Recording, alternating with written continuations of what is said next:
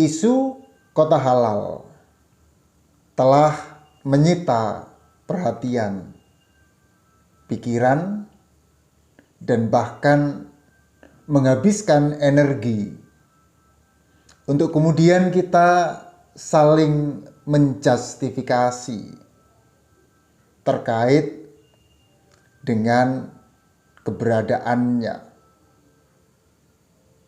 Saya mengajak sahabat disabilitas dan semua yang menyaksikan video ini akan menjadi lebih baik ketika kita tidak terjerumus dalam isu-isu sektarian, eksklusivitas, ataupun isu-isu yang membawa kita dalam satu tindakan yang bersifat diskriminatif. Pikiran saya, kenapa kita tidak mendiskusikan, menghadirkan satu wilayah yang inklusi atau inklusif. Secara cakupan, kita bisa menghadirkan desa inklusif misalnya, kecamatan inklusi, kabupaten, atau bahkan kota inklusi. Bagi teman-teman di gereja, kenapa tidak kemudian kita mendiskusikan dan bahkan menghadirkan gerakan gereja inklusi? Saya pikir energi kita akan jauh lebih berharga ketika kita mendiskusikan itu. Ya. Apa yang dimaksud dengan inklusi? Ya. Nah, ini satu wilayah, satu ruang, satu pemahaman, satu kondisi sosial yang paling tidak terbuka untuk yang lain. Ya. Untuk menghadirkan satu wilayah yang bisa dikatakan inklusi, paling tidak kita perlu memperhatikan beberapa hal. Ya. Inklusi ruang, ya, atau kemudian inklusi fisik, spatial inclusion. Paling tidak bahwa kemudian tersedia infrastruktur pokok sehari-hari. Ya. Tersedia perumahan yang layak huni, tercukupinya air bersih, dan kesediaan sanitasi. Ini kebutuhan real dan ini kebutuhan dasar siapapun. Ya. Itu yang pertama. Yang kedua, inklusi sosial. Di era keterbukaan seperti saat ini bagi saya menjadi sesuatu yang wajib, ya, wajib menghadirkan kesetaraan, wajib menghadirkan hak setiap orang untuk setara, turut ambil bagian dalam partisipasi publik. Ya. Dan ini yang biasanya ada orang-orang tertentu yang tidak mendapatkan akses sosial. Mereka yang termarginalkan, mereka yang terpinggirkan, mereka orang-orang yang miskin, termasuk di dalamnya adalah kelompok disabilitas. Dan ini yang kemudian menghadirkan ketimpangan sosial. Yang ketiga, kita juga saya rasa perlu memikirkan, menghadirkan inklusi ekonomi. Ya. Ingat, sekarang ketika orang sibuk antri minyak goreng, ya kan? Akses ekonomi hanya dikuasai oleh segelintir orang. Ya. Nah, kota inklusi, wilayah inklusi, mesti kemudian mampu menciptakan lapangan pekerjaan, kesempatan ekonomi kepada setiap orang, setiap anggota masyarakat.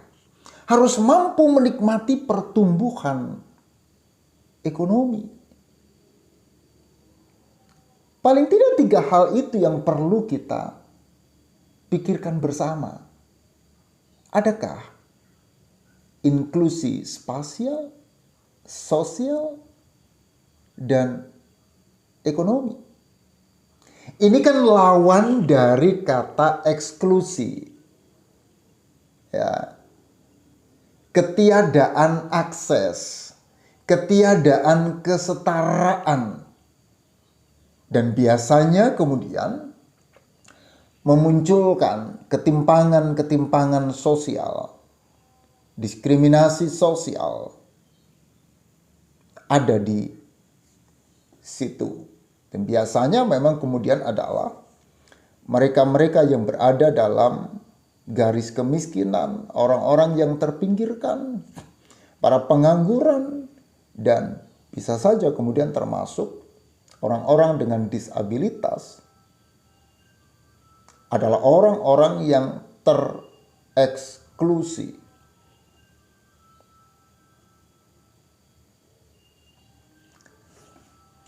UNESCO untuk perwakilan Jakarta pada tahun 2017 itu kemudian menerbitkan beberapa instrumen terkait dengan visi menghadirkan kota yang inklusi, mendukung inklusi sosial. Ya. Paling tidak mereka kemudian memberikan dukungan untuk setiap para pengambil kebijakan untuk memikirkan dan kemudian paling tidak memastikan adanya pendidikan inklusi bagi semua orang, menggalakkan kesetaraan, kesempatan belajar untuk hidup yang lebih berkualitas. Itu tujuan yang pertama yang ia sampaikan. Yang kedua, paling tidak kemudian menggalakkan pertumbuhan ekonomi yang terus-menerus, inklusif, berkelanjutan, lapangan pekerjaan yang lengkap, produktif, serta pekerjaan yang layak bagi semua orang. Membangun infrastruktur yang ketiga, yang kukuh, menggalakkan industrialisasi yang inklusif dan berkelanjutan, membantu mengembangkan berbagai inovasi yang sangat egaliter, termasuk mengurangi ketidaksetaraan, membangun kota dan pemukiman warga yang inklusif, aman, dan kukuh.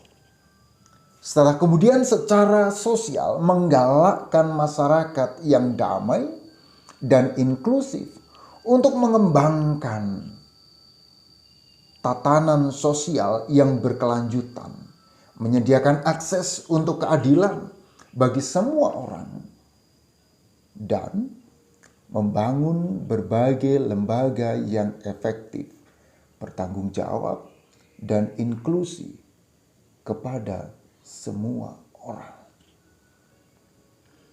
Ini pergumulan kita. Arahnya ke sana. Nah, mari kita mencoba untuk ke sana. Kita galang para pengambil kebijakan, para tokoh agama. Kita mengambil terobosan-terobosan yang bersifat inklusif, meninggalkan semangat sektarian dan kepentingan-kepentingan kelompok tertentu.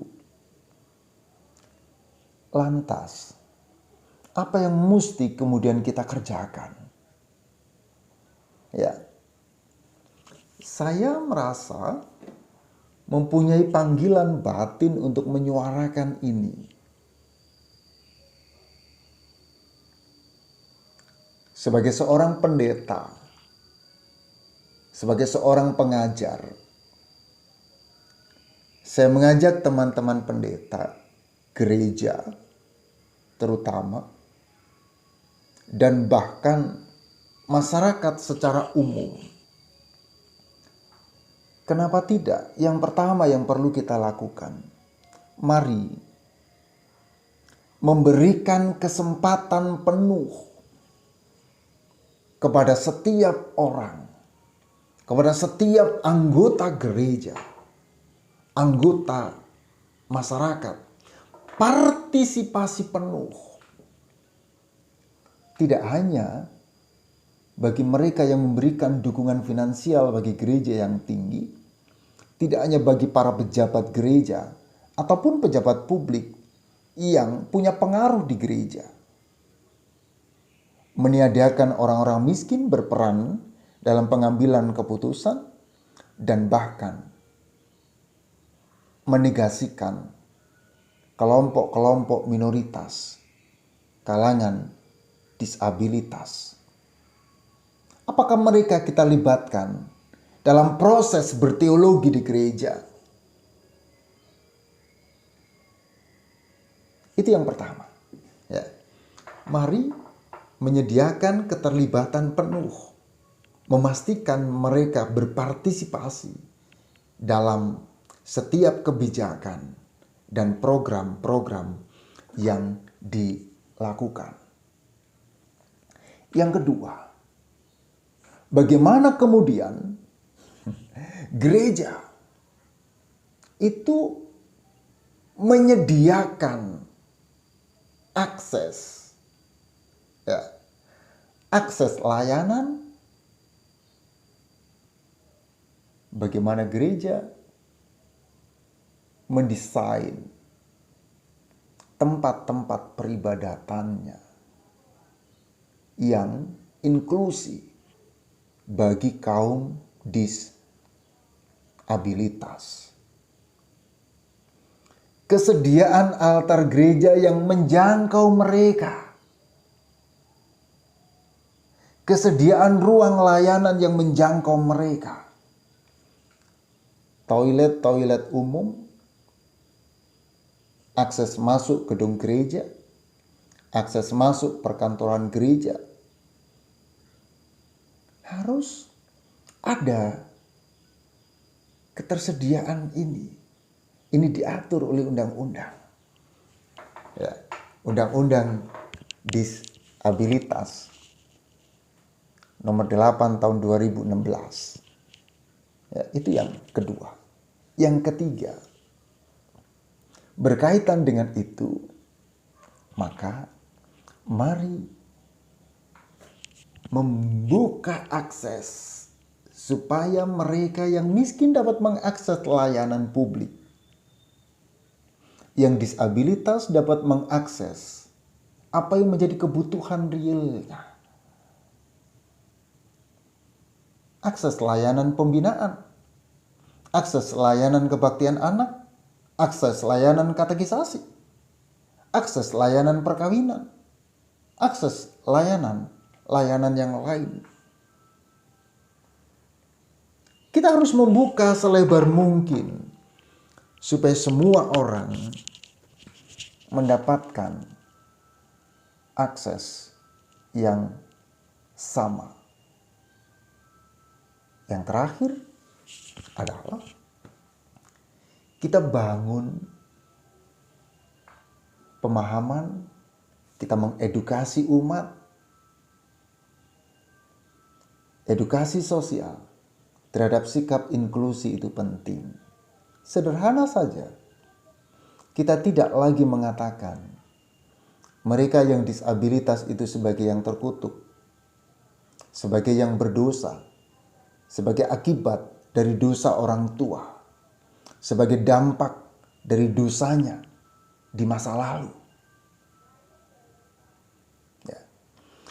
Menyampaikan edukasi kepada umat, bersikap inklusi, terbuka, membuka peluang untuk bergaul bersama, berkomunikasi, mensejajarkan mereka dengan kita. Paling tidak, itu yang bisa dikerjakan oleh gereja untuk membangun inklusivitas kehidupan sosial.